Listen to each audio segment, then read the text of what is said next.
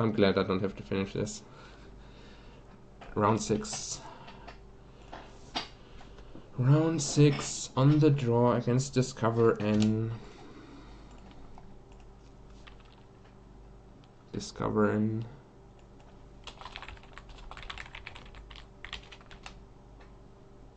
Modern humans, modern 4-color Death Shadow, blue-white control, a Drowsy Tron, Living End. Okay, so they play a ton of modern, but they haven't played Pauper or placed highly in Pauper in like 2 years. The last deck that I've seen my opponent, or that Goldfish has seen my opponent place well with in Pauper is Boggles, and then before that Stompy, but it was like middle of 2016. So like a long time ago. Stompy would be okay for me. Boggles is awful. I think I have to keep this hand. It's slightly flooded by one of the land cycles, so and I do have my combo of Prophetic Prism plus Skyfish already. My particular hand is not that well set up against this yet, but it's a much better matchup than Boggles, of course, so a little bit happy about this.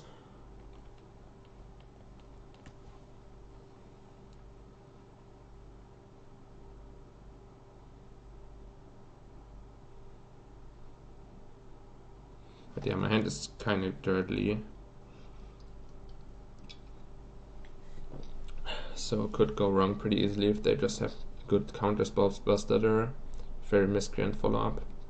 Or they can just ninja me right away, and then I'm in a pretty tough spot, because none of my follow-ups are good at dealing with the ninja. Either I set myself back on the land with these blockers, or I just have to accept that the ninja hits me twice, which is very bad for me.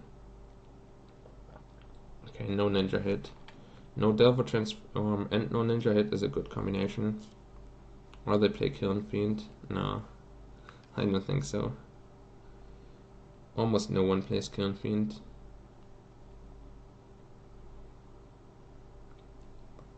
I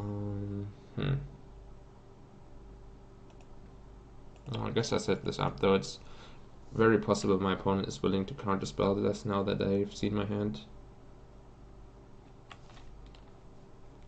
Because they both know that I want to draw the card, because the rest of my hand is pretty awful. And they know that this is important to make my bounce creatures good. Still no transform. Though the deck is pretty creature heavy, so Delver of Secrets is bad in it for multiple reasons. And it not transforming fairly often is one of the reasons. Don't have a way to get Metacraft yet, so if I try and cast this Glinthawk into Spell Stutter and they have Mutagenic Growth in hand, I get completely wrecked. I can try and tap out for Skyfisher, and then they have to counterspell it most likely. And it's okay for me. Or I just try and cast Prophetic Prism and give them no good target for the counterspell, because they're also not really making progress on the board. Yeah, these Delvers are just bad in the deck. They rarely flip. Yeah, I think I want to fight for the board. They rarely flip, and if they do flip, they just get killed by removal for no value. Resolves, interesting. I mean, they can snap or something afterwards, but still alright with that, I think. I mean, not really. I'm discarding 2 hand size. I probably should have just played this, so I'm discarding less 2 hand size. They didn't bounce, though. I think I don't want the second bounce land yet. Or no. Just in general, it's kind of clunky. Yeah, it was probably better to play Windscarred Crack and not discard 2 hand size, though. If my opponent had a Snap or a Vapor Snake, they should have done that during my turn. So, very interesting what the hell could be in their hand. Next Spell Stutter is an obvious thing that could be in their hand, because I never gave them any target. And obviously some lands.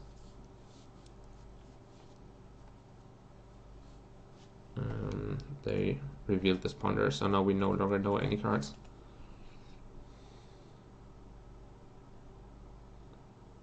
Okay, so they don't have Mutagenic Growth in their hand, is what we can tell from this Delver not attacking.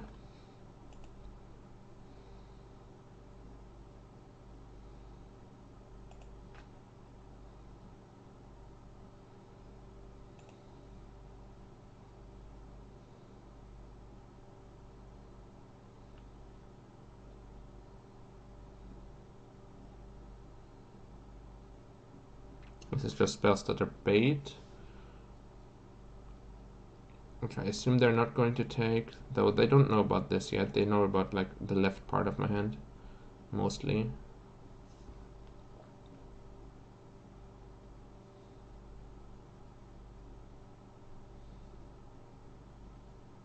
Yeah.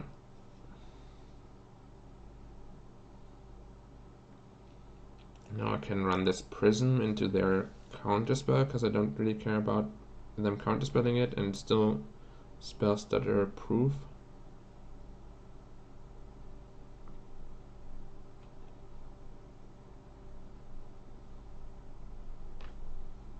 I think I both want to have the Galvanic Blast open. Well, that's not that important, but I want to cycle through the secluded step at this point, I think, to find more interaction, so that I can potentially bolt down this Delver and then still have an answer for Spell Stutter while the 1-drop is on the stack.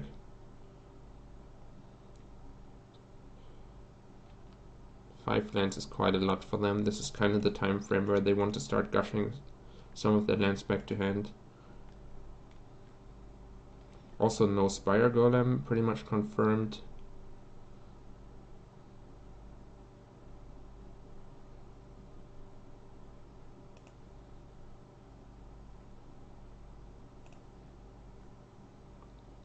Yeah, I really like my spot in this game now, though this is likely to get counterspelled.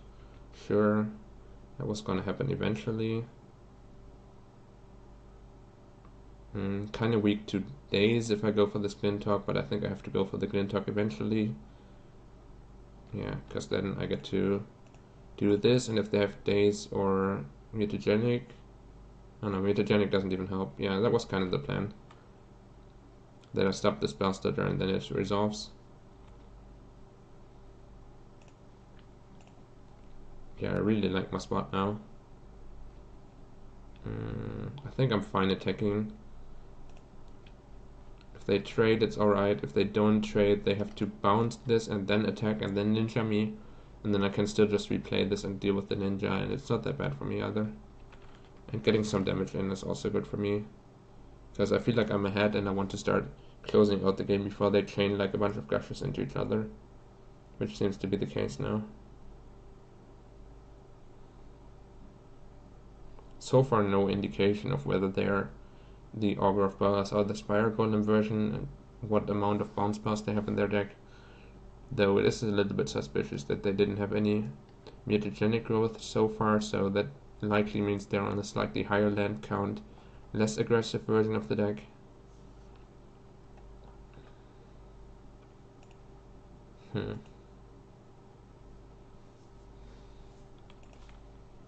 Okay, thoughts on Prism. I think I'll just go like double Prism and not cast any of these lootings into my opponent's spell stutters. Well, it is tempting, but I don't think I need to do that yet.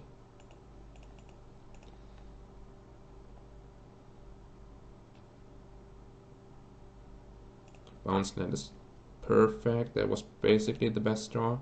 Synergizes well with these lootings, allows me to develop a ton of mana for next turn. I think I'm even willing to raise. They likely take this opportunity to get the ninja hit in, but it resets the Delver, puts them further behind on the board, costs them a ton of mana on their own turn, and I'm still doing well in the race, with Galvanic Blast being close to just killing them, so I think enticing them to ninja me here is actually pretty good for me.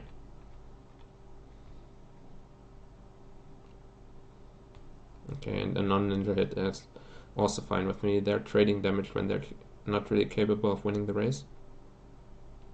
Oh, that finally increases their fairy count.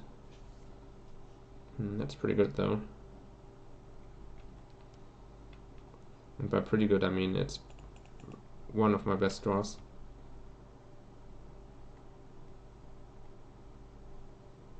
Snap.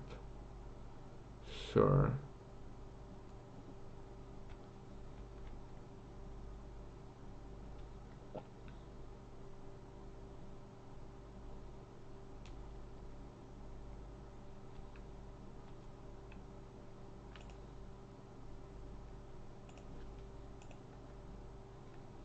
Kinda don't want to fight over spell stutter. Kinda have to. No, I guess I don't. Just let them spell stutter this and have the double bolt in hand. Because if I do fight over spell stutter, I need to use both of my burn spells for both of their creatures. Then I'm weak to another. I'm weak to another spell stutter regardless. But it's the third one. Yeah, I guess I'll let that resolve.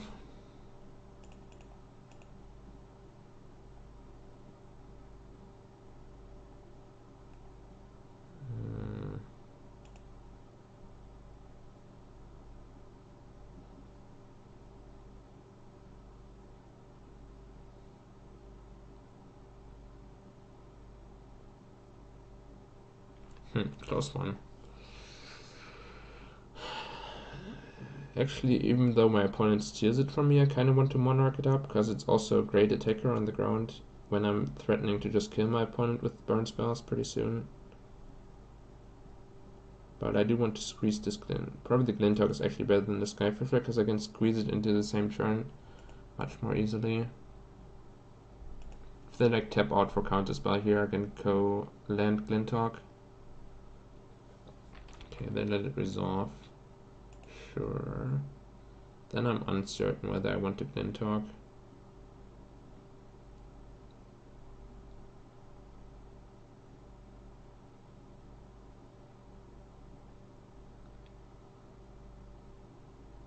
Probably not.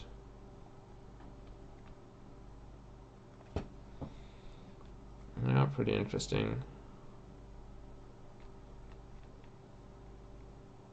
Yeah, they definitely get to steal Monarch from me, but they're closer to death than they think, I guess. Though, I guess reusing spell stutter already puts them much further away from death, because it gives them another spell stutter. But their amount of reactive mana is pretty limited here, so it's actually one of the few spots in this matchup where Prismatic Strands would be great for me to try racing, because it gives me 2 fogs basically that is difficult for them to fight with counter magic.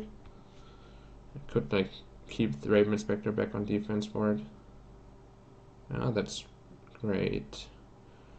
That is great.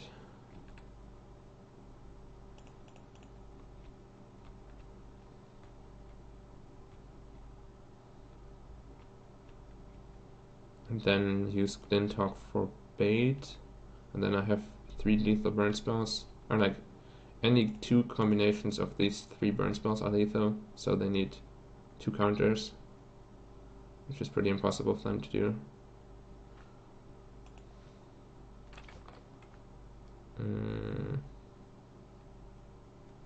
I mean, the Galvanic Blast is lethal on its own, so... But yeah, I think there's like nothing in their deck that can stop me here. Days I can pay for. Spells that are counterspell just cost too much mana. They need like Dispel. Spell Pierce doesn't work. Yeah, I think they just need like 2 Dispels, which usually don't see play. Like some decks have started playing like 1 or 2 Dispels, but not in mono blue. Gush in response. Sure. Still think they are more limited by the amount of mana they have available than by the amount of spells in their hands, so I don't need to respond to Gush. I think. Probably. Okay. Now we get to bring in all these. They still haven't shown me a Spire Golem, but they also didn't show me an Augur of Boldness, so that's kind of interesting.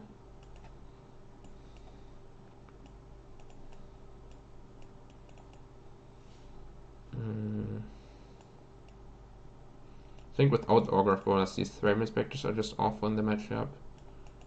And I board in like one of these, though sometimes you want 1 Reaping. It kind of depends on how the game plays out. If they're like tempoing you out, the Reapings are pretty bad.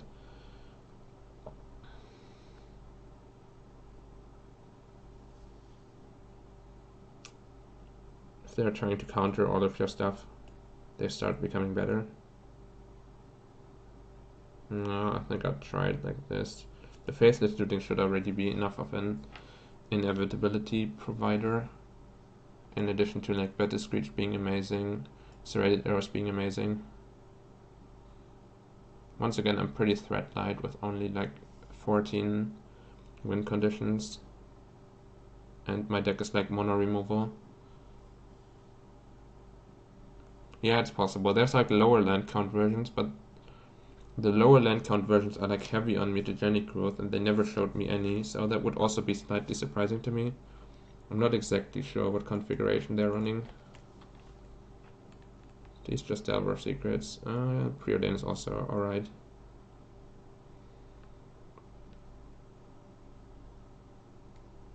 I think Spire Golem is like the most popular version at the moment, and like the second most popular is just running like Tempo without either of them, and then Augur of Bolus is like a distant third. And I personally prefer the Spire Golem version, or at least a version with the high concentration of Spire Golems, because they always felt amazing to me, especially if you do run like 4 Spire Golem, 4 mutagenic growth. You can consistently protect them from Galvanic Blast, and they already dodge like Disfigure and Evinkar's Justice and Electricity, all the problem cards. Do a good job of putting pressure on serrated arrows, like they just do so many things for you. Okay, they do run Augur. All you need to do for Spire Golem to be amazing is to like play a little bit more conservatively with your gush. They revealed Ponder, okay. I think I just bowled this here. Mutagenic growth is kinda alright with me, Daze is kinda alright with me. Don't really mind.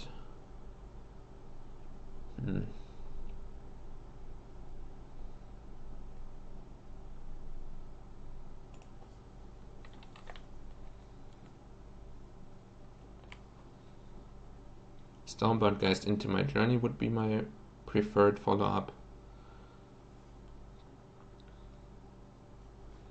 Still need a cycling artifact, as is often the case with these Skyfisher and Glinthawk stuck in my hand. Okay, that very much indicates a lower land count version, though even some of the higher land count versions have Bone Splitters in their sideboards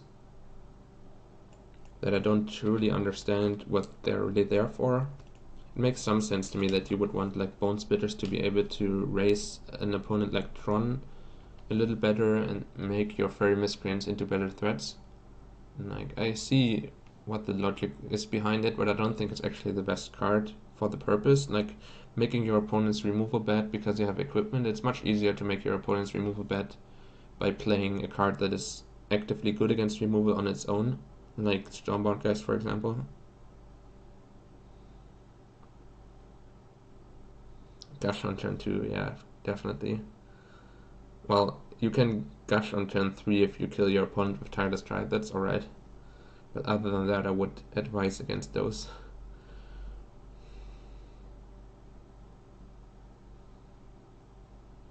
It's a pretty awkward turn for me though, because I have no real good play here. My best play is probably like Better Screech into their counterspell, and then that makes their counterspell pretty mana efficient. Can like Journey to Nowhere, but Journeying and Augur is pretty bad if they do have Stormbound Geist in their deck.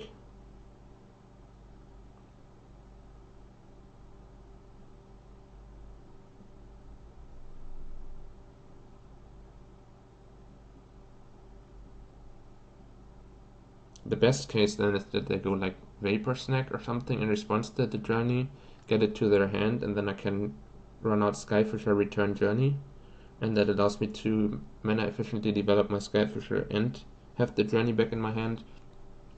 But if they just let this resolve and put the Augur under it, I'm in not that great of a position, because then I can never bounce the Journey back to my hand without giving them an Augur trigger. So I think like Journey and hope they Vapor Snack. But they likely also board out some number of Vapor Snacks because they're not that great in the matchup.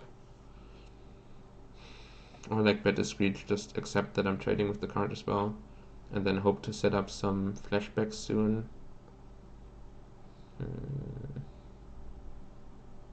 Not a fan of this, but also not a fan of doing nothing with my turn. If I get a null out of their hand, that's also alright with me, I think. Because cycling artifacts are more important to me here in the current board state. Like the ones that I'm top decking, I really want them to resolve. Trading for counterspell, that's pretty amazing for me. Though I assume that means they're still intending to ninja me next turn. Can go for the tempo Skyfisher when I know it resolves. Just puts me pretty far behind on mana development when I do have all these bounce lands. Yeah. Well, it's not. Wait. Yeah, that's not even good. Yeah, no, I should have just played a tap land. That was super bad. Because the tempo Skyfisher, they just equip. And it's awful. Yeah, I should have definitely played the tap land, because I'm not going to run out my Skyfisher here when they can Bone Splitter equip. That was complete nonsense. I think I like the journey part of my turn, and I like that I've gotten counterspell out of my opponent's hand for a journey that would have otherwise not even been that good for me. But the play the wrong land and then decide to not cast Skyfisher because it was not actually a good part of my turn, I kind of hated that. I would advise against it. I mean, I think it's correct to not cast a Skyfisher, and I don't want to force myself into a second mistake because I made a first mistake. Playing the Ancient Den was just incorrect, but then I'm not forced into making the Skyfisher mistake as well. It just makes my mana development a little worse that I didn't put a tap land down. Gosh. Yeah, it's a pretty aggressive Gush usage, because it doesn't even allow them to get to the counterspell breakpoint again by replaying Augur. It does allow them to get to like spell stutter for 2 now. Pretty far behind here. Yeah, now I would have really liked to have 5 mana untapped so I can bet a Screech and have Bolt. Damn it. I guess it is the point where I have to run out Skyfisher, I think. But this is very, very bad for me. Very bad.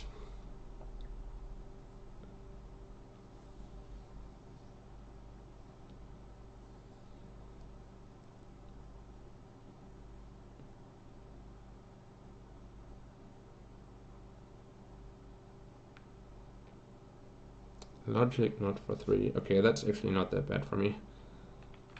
Yeah, if they don't have spells that are here and I get to bolt down the ninja, I don't have to bounce my land this way because my Skyfisher didn't resolve.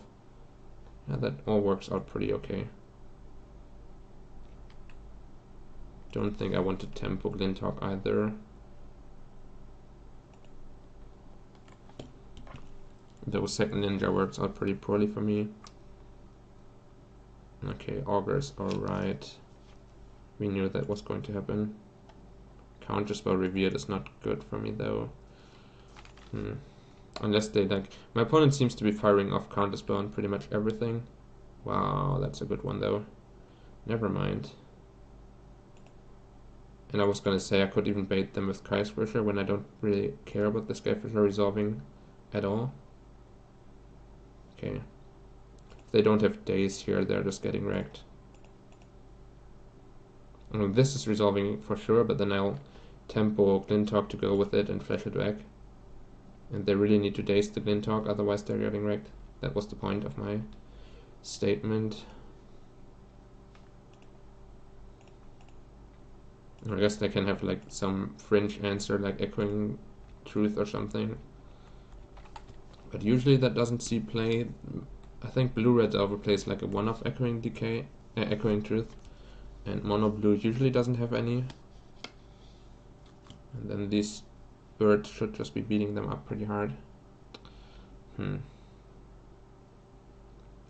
Threatening ninja with that attack.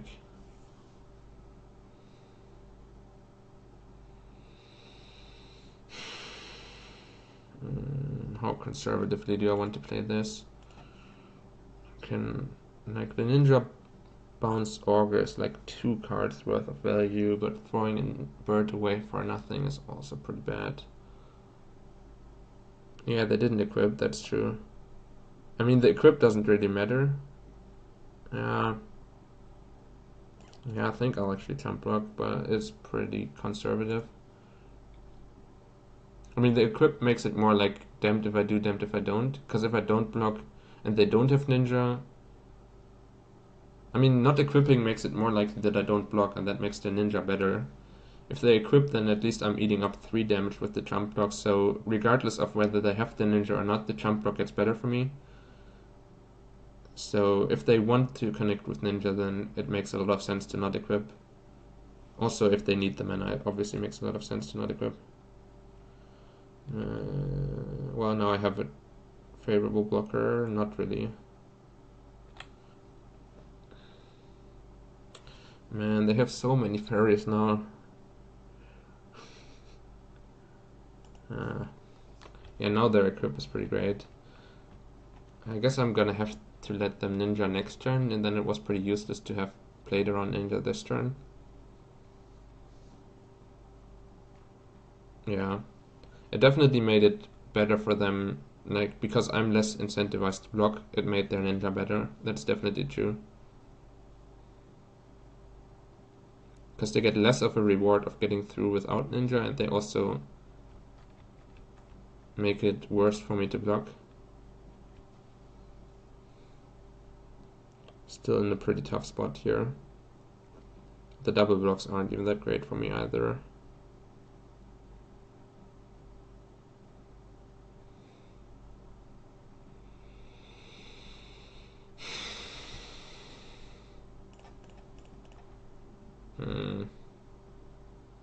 Yeah, I hate my position against 5 cards in hand, but okay, double block worked at least. No mutagenic, no bounce.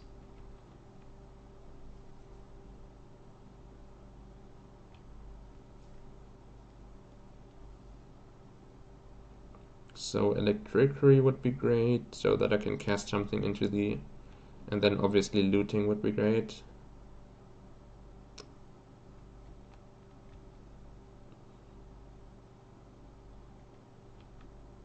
They can trade 2 of their fairies for my 2 birds and then get a ninja hit in.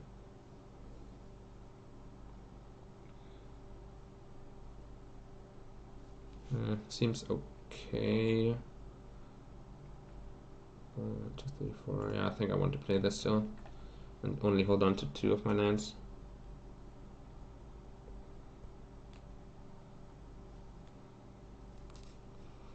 Man, it's pretty rough. I've gone through 15 cards and not seen any cycling artifact. They have drawn all 4 of their fairy miscreants. I mean, the problem is once you have like more card draw, you see more cards, and then it becomes easier to see more card draw and so on and so forth. It just... Wait! Oh my god. Okay, that was just terrible. I F2'd through my blockers. Now if they can double ninja me or something, I'm just... I mean, at least they had the ninja, but I should have obviously blocked these 2. Was like no reason not to do that. I guess the reason not to do it is that I now have double blocks on the ninja. Not replaying their miscreant is also interesting, so I guess they have 2 spells that counter. So like spell stutter plus counter spell or something, which I can never beat. Letting that resolve is very interesting. What the hell?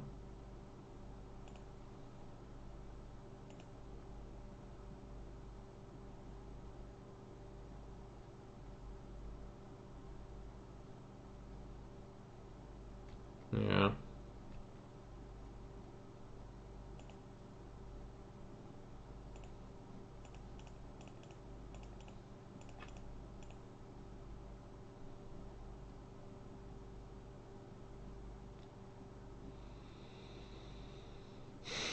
Yeah, I just got snowballed out of control. Because I never created any card advantage. I had like all the bounce creatures in the world in my hand, and they never had anything to bounce for value. God damn it.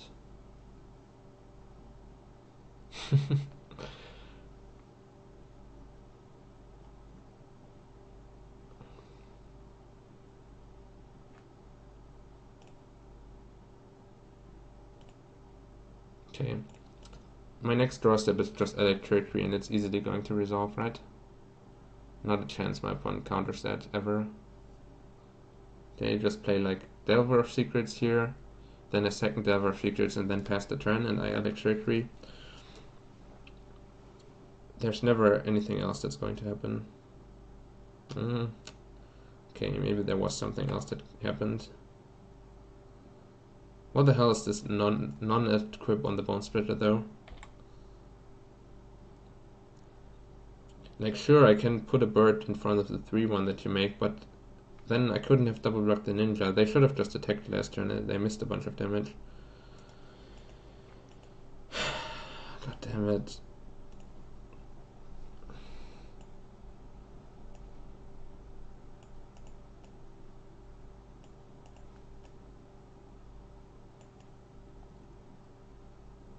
Okay, if they have augurs, I'm more interested in these, because they can block the augurs on the ground and block the ninjas, and then it becomes more difficult for my opponent to get augur free roll attacks in, so I don't have to be as diligent with my remover to stop the augurs from attacking. But I don't think I can fit too many of them into my deck. My opponent has neither shown me Spiral Golems nor Stormbound guys. Actually, that's pretty surprising. Actually, I saw like no sideboard cards. None that I would consider sideboard cards. No Annul, no Echoing Truth, no Spiral Golem, Stormbound Geist. Yeah. Some people even brought in like Relic of Progenitors, even though that's like pretty much nonsense. It does hit the Reaping the Graves, but I don't think that's much of a priority for my opponent.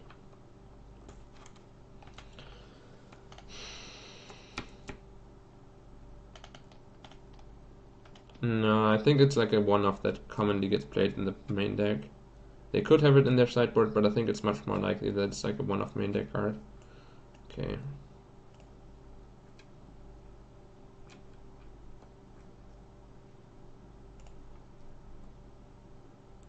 Yeah, this hand looks gas.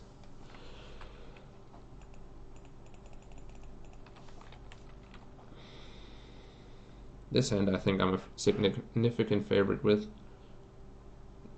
Do need to hit some land drops, but I have some cycling going on. My core Skyfish has a purpose in life.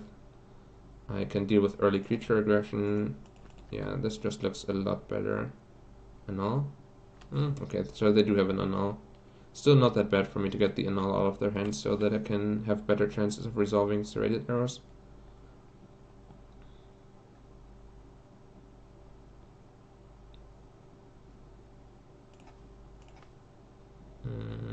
They can Hydroblast this, still better for me than to run into Spellstutter, I think. Or Dispel, I guess. Okay, so they do have a bunch of sideboard cards, they just never drew any in the previous game. Still was okay, I traded like 1-for-1 twice, and I'm not even that worried about the 1-for-1s that did happen. Pretty annoying for me if they also count my serrated arrows though. But definitely happy to get the Annul out of their hand. It's okay for me to get the Hydroblast out of their hand, because it was going to get something good from me anyways. And it's probably even worse for me if it counters my Pyroblasts at some point.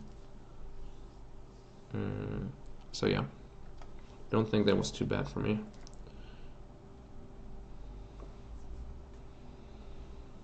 What did the opponent do? Shuffle or no shuffle? Choose to not shuffle, okay.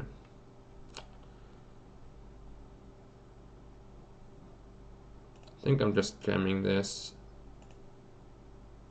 and forcing them to counter spell. It's not that great. But I think Skyfisher without value is also not that great. If they're just trying to have spells that are open, this just blows them out. God damn it. Yeah, Logic Knot. Feels bad, man. Not sure. If I had a Pyroblast or something in my hand, I would wait and try to protect it.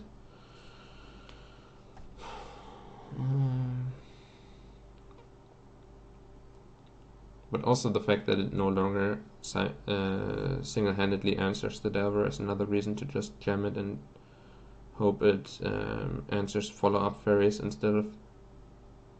Yeah, I don't know. God damn it. Ninja.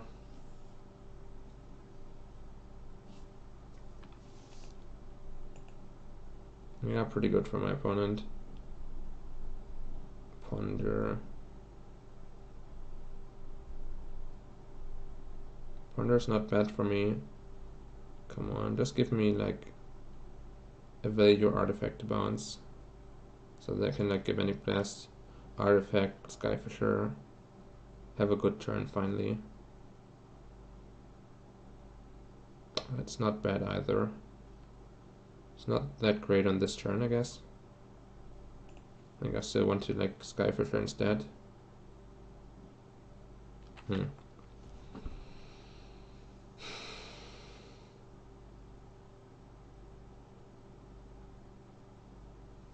but better Screech on this board is kind of medium. But letting them transform their Delver is also kind of not great because it attacks into the Skyfisher profitably. Can try and contest the Ninja with Skyfisher, but then I'm running a little bit of a risk that they just have a bounce spell and I get hit by it again.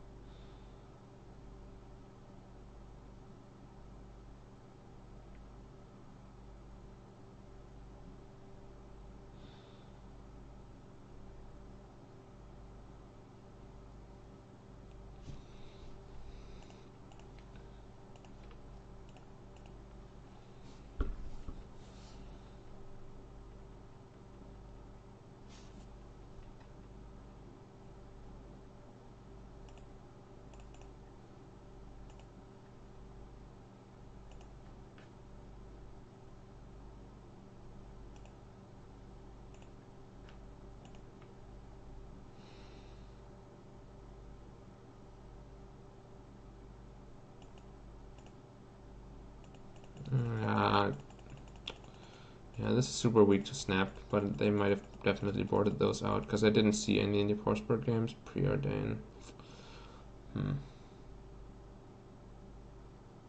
Should have theoretically bolted either of these, and both of them had their own merits.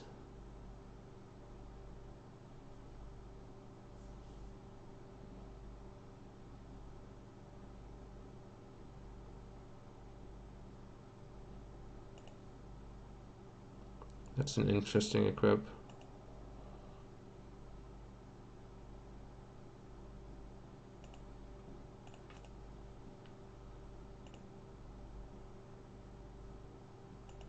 Yeah, their Bone Splitter usage seemed pretty weird this game, though they're still in a pretty good position, assuming they have like Spellstutter follow-up now, which they seem to be telegraphing pretty hard.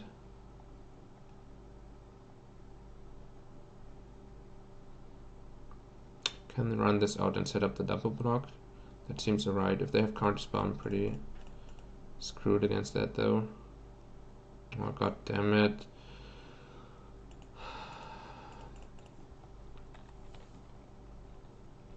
Yeah, this is awful.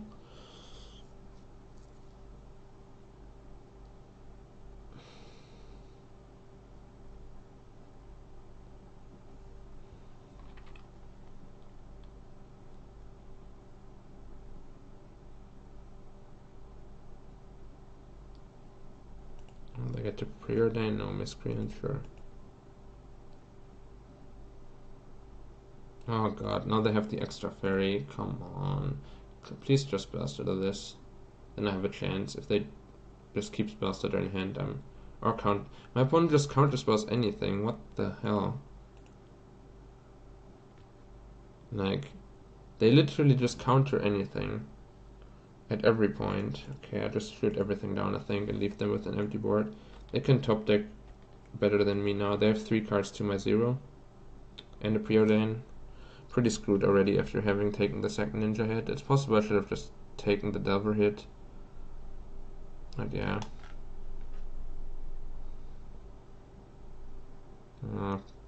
Oh god. Yeah, super dead again.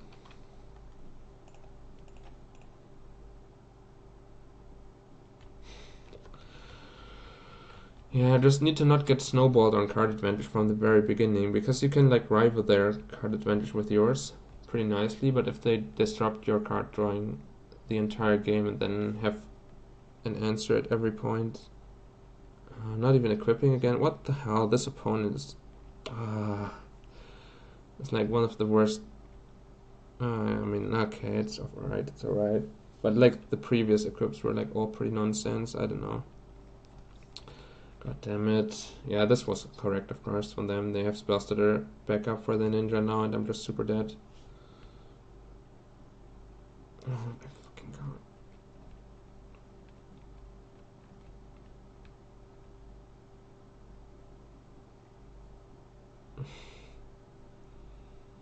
Yeah, feels bad, man. I have like no outs in such a situation.